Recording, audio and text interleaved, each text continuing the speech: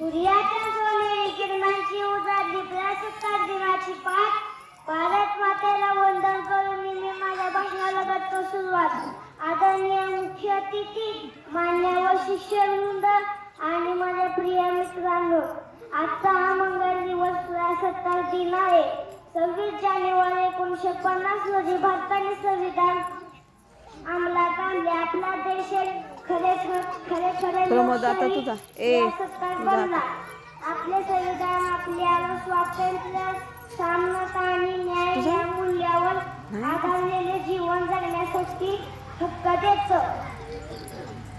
प्रजासत्ताक दिन हा भारताचा राष्ट्रीय सण आहे. डॉक्टर बाबासाहेब आंबेडकर हे भारतीय राज्यघटनेचे शिल्पकार आहेत. आजचा दिवस आपल्याला एकतेचे महत्त्व समजावतो. एवढे म्हणून मी माझ्या मनापासून बोलतो. जय हिंद, जय भारत.